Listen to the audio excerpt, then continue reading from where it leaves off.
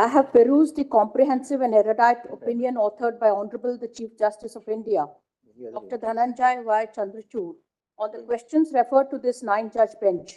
I respectfully dissent on certain aspects of the said opinion and express my reasons therefore. The sum and substance of all the questions referred to this bench could be crystallized on the short point for consideration, namely whether the expression intoxicating liquors in Entry 8, List 2 of the 7th Schedule of the Constitution of India includes within its scope and ambit industrial alcohol, and consequently whether a state legislature has the competence to legislate on industrial alcohol.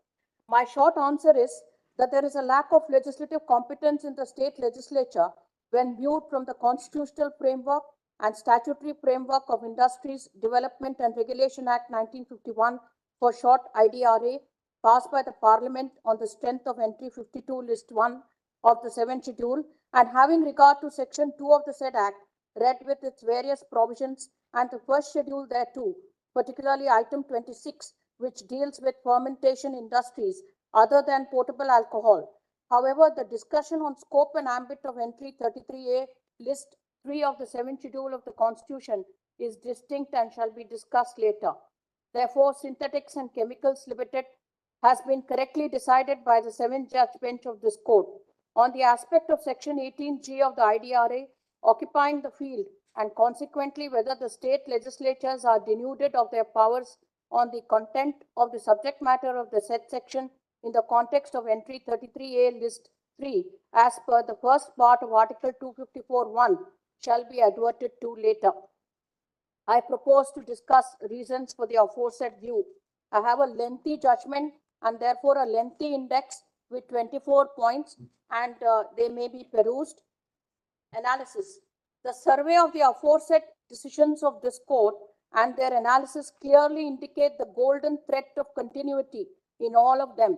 That is, this court has been clear on what is meant by the expression industrial alcohol, as simplified to refer to all alcohol which is not fit for human consumption as a beverage or non-potable alcohol. By contrast, the use of the expression potable alcohol refers to intoxicating liquors used for human consumption as a beverage or as a drink. However, in paragraph 85 of Synthetics and Chemicals, the expression both potable and is an inadvertent insertion, inasmuch as there was no reason to state that licenses to manufacture potable alcohol was vested in the central government. Therefore, to that extent, the judgment in Synthetics and Chemicals calls for clarification. The judgment of this court in Synthetics and Chemicals was also clear about the controversy before it, namely the competence of the Uttar Pradesh state legislature to impose vend fee on industrial alcohol when the same is a product of fermentation industry and therefore under the control of the union. However, the sum and substance of the controversy has to be answered by this court on the premise that despite there being clarity in the minds of the authorities under the states as well as the center, repeated imposition of imposts in the form of tax or excise duties have brought several cases before this court for adjudication. Ultimately, those who are in the business of industrial alcohol or intoxicating liquors, namely non-potable and potable liquor respectively, are clear about the nature of their business and the products that they are dealing with. Hence, I feel that it is incumbent for this court to enhance the clarity and not create a further legal regime which would cause confusion and legal uncertainty in the economy. At the outset, I may refer to Cooley's constitutional limitations. Quote, in interpreting clauses, we must presume that words have been employed in their natural and ordinary meaning.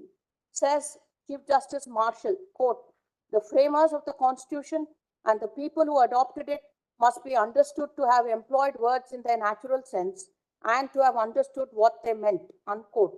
This is but saying that no forced or unnatural construction is to be put upon their language. And it seems so obvious a truism that one expects to see it universally accepted without question. But the attempt is so often made by interested subtlety and ingenious refinement to induce the courts to force from these instruments a meaning which their framers never intended. That has frequently become necessary to declare this fundamental maxim. Therefore, one task before this court is to ascertain to what extent intoxicating liquors has acquired a natural and ordinary meaning at the time of the Constitution coming into force. In my view, what is required to be seen is the nature of the product which leads to such an intoxicating effect upon human consumption of the same. Here, the expression consumption must be explained. It is not all kinds of human consumption, direct or indirect, which is the determining factor. It is only direct consumption, that is, as an ingestion by the act of drinking as a beverage or a drink. An indirect consumption by use of alcoholic liquors as a raw material for any other product, industrial, medicinal, or a toilet item, cannot be included as part of entry 8 list 2. Secondly, merely because there can be a potential misuse of industrial alcohol, for example, by converting rectified spirit as a beverage, which has an intoxicating effect, entry 8 list 2 cannot be stretched to include such industrial alcohol.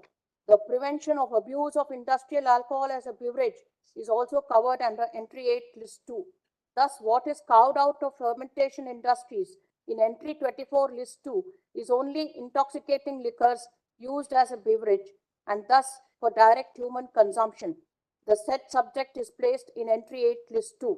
This would imply that the rest of fermentation industries would be within the scope and ambit of entry 24 list 2, which is subject to entry 52 list 1 and is a scheduled industry as per section 2 read with item 26 of the first schedule of the IDRA. One must also be cognizant of the fact that entry 8 list 2 concerns itself with intoxicating liquors, even from a historical perspective. One must note that a construction of entry 8 list 2 should not potentially give the states the legislative competence to legislate on industrial alcohol, which is a scheduled industry under IDRA. That entry 8 list 2, which deals with intoxicating liquors, cannot also subsume industries for manufacture of industrial alcohol, etc. Viewed from another perspective, the exception, that is the mischievous use, cannot lead to governing of the norm, original intended use, through such construction of entry 8 list 2.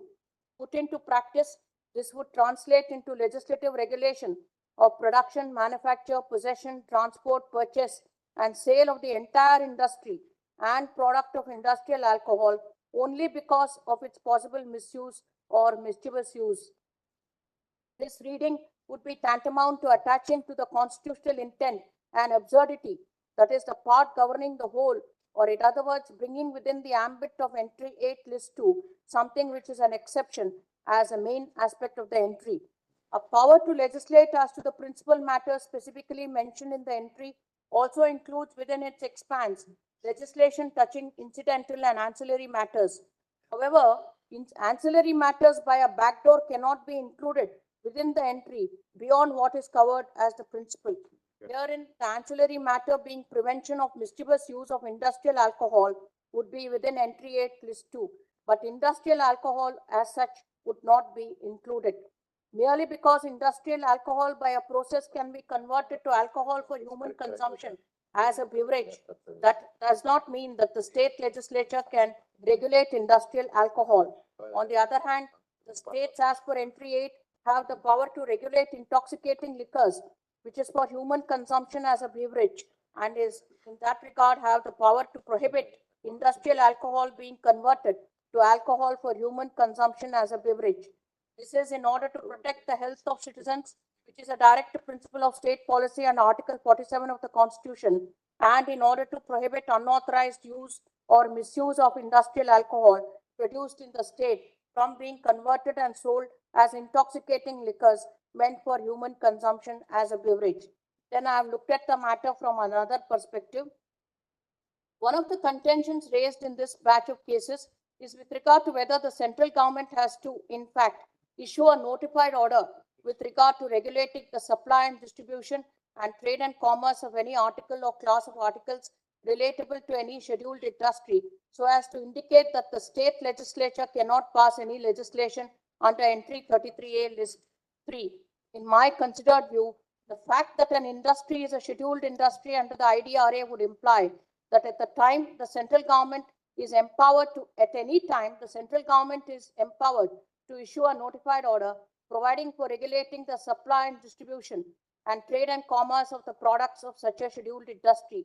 But in the absence of there being an issuance of a notified order as such, can the state legislature be denuded of their powers to pass any law under entry 33A list 3? Having regard to the emerging situation in the economy in the matter of supply and distribution and trade and commerce of the articles or class of articles related to any scheduled industry, the central government may issue a notified order for the purpose of regulating the same so as to secure its equitable distribution and availability at fair prices of the product of such industry. Situation may suddenly arise, make it or expedient to issue a notified order under Section 80G of the IDRA. One cannot envisage the emerging circumstances in an economy such as the Indian economy, where the need for issuance of such a notified order would arise.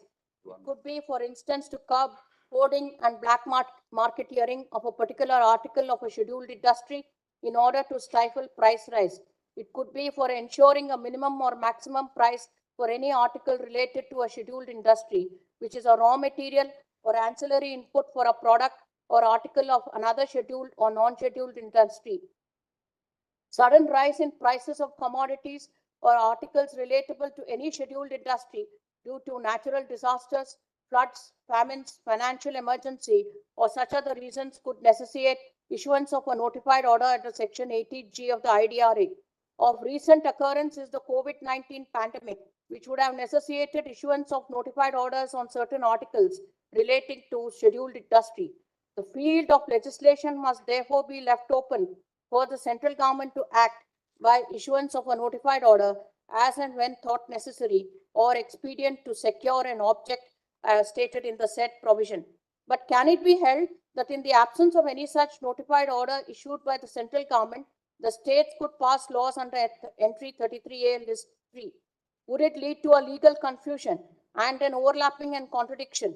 This is because if it is held that in the absence of there being a notified order actually issued by the central government under Section 18G of the IDRA, the states are empowered to pass laws under Section entry 33A list 3, and such laws are in fact made under the aforesaid entries by the states, and the central government subsequently decides to issue a notified order under Section 18G of the IDRA. The question would be, what would be the fate of the laws made by the state if they overlap with the notified order issued under Section 18G of the IDRA? Obviously, the control of any industry being taken over by the union under the provisions of the IDRA would imply that the central government is empowered to issue a notified order in terms of Section 18G of the Act, and that when it is necessary or expedient to secure the equitable distribution and availability at a fair price of any article related to any scheduled industry.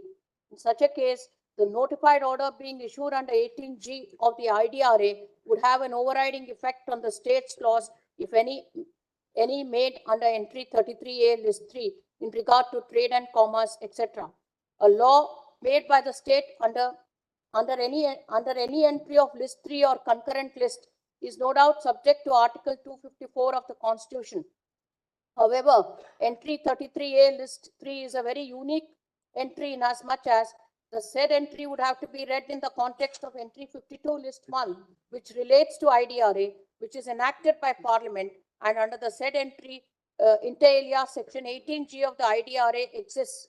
When entry 52 list 1 and any law such as IDRA empowers the union or central government to take certain steps under the provisions of the said Act, it would imply that the state legislature is per se denuded of its powers to make any law under entry 33A list 3.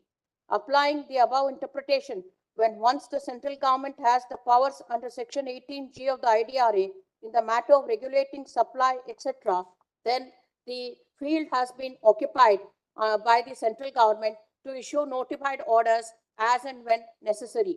I have brought this interpretation under the first part of Article 254(1), which says, if any provision of a law made by the legislature of a state is repugnant to any provision of a law made by Parliament, which Parliament is competent to enact.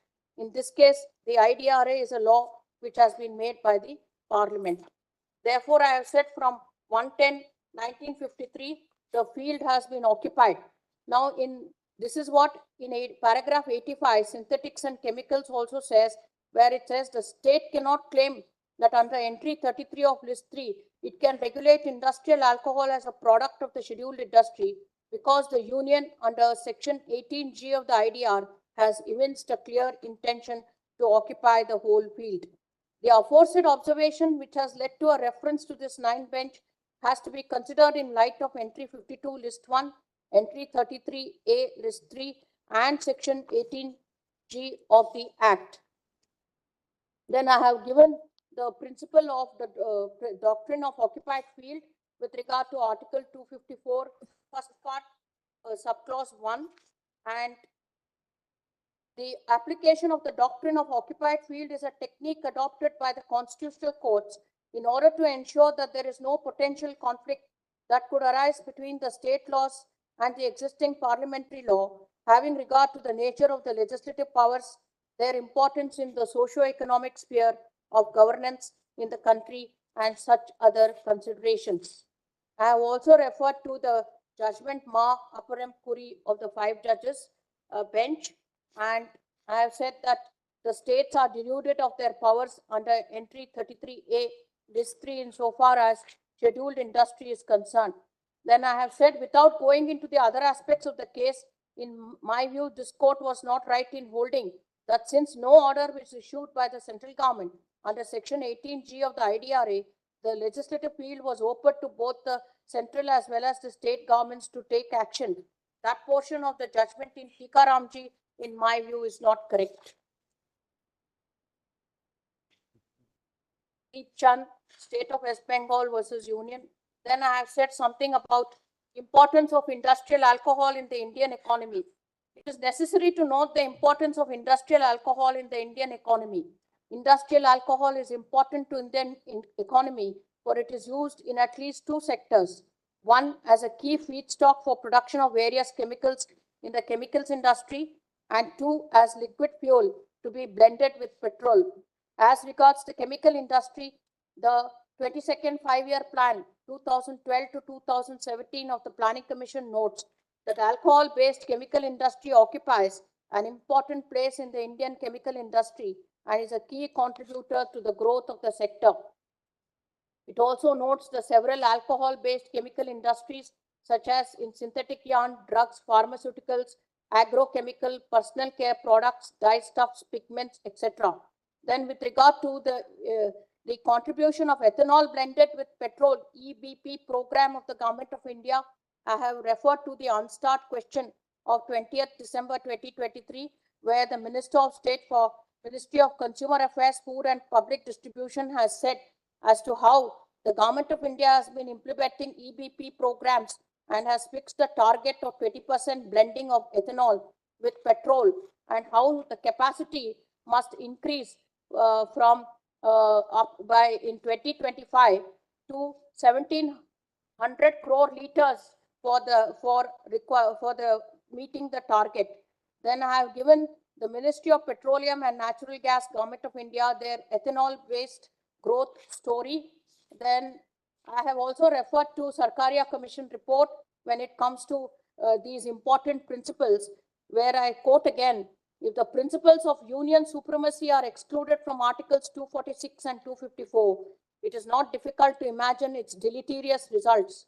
There will be every possibility of our two-tier political system being stultified by internecine strife, legal chaos, and confusion caused by a host of conflicting laws, much to the bewilderment of the common citizen.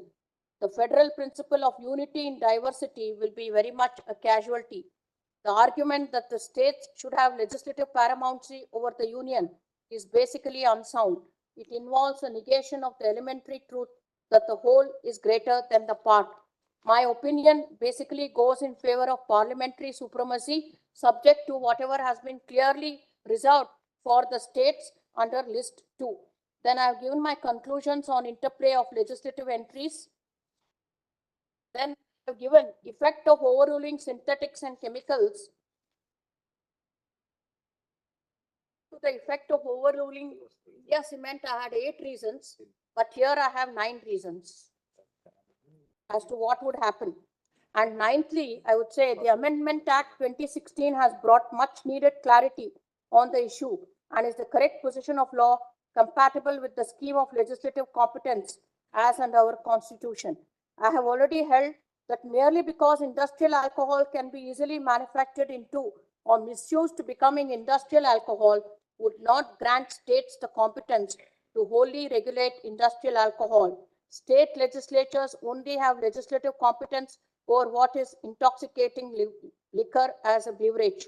Therefore, the judgment in synthetics and chemicals is good law and was most correct in postulating that state legislatures will only have the competence to prevent misuse in interest of public health. For the aforesaid reasons, I am of the view that although the judgment in synthetics and chemicals calls for only a clarification, which I have referred to above, it does not require any overruling. I have given my answers to the questions formulated in paragraph 32, my answers to the conclusions of learned Chief Justice in paragraph 33. Reference is answered in the above terms. The registry to place the matters before Honorable the Chief Justice of India for seeking orders for being listed before the appropriate bench. I must place on record my sincere appreciation to the learned Attorney General, learned Solicitor General and their teams, learned Senior Counsel appearing for the respective parties, learned Instructing Counsel and learned Counsel for the respective parties for their valuable assistance in this bench, to this bench. Thank you. Immensely grateful. Grateful to the court. Grateful. I just signed it.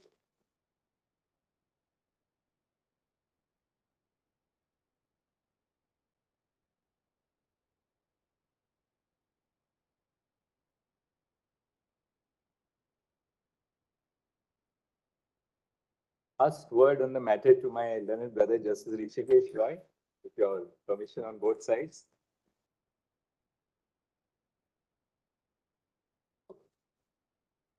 After listening so intently to the judgment authored by Sister Nagaratna, I nearly pulled out my pen to sign. It was so persuasive. This is perhaps the second time in a 9-judge bench combination we are sitting, and she's given a dissenting judgment. I counted 8 reasons while I was reading the judgment a few days earlier, but she clarified that 9 judges. But in any case, the judgment is now delivered. And since the case relates to intoxicating liquor, so I would suggest to the winning side that happy hour begins now. But for the losing But- side but also, Yes. they need alcohol, the same thing. The embrace, but don't lose control either way. Grateful to the court. So alcohol is a panacea for everybody, that means. Yes. The winning and the losing. We'll just be back.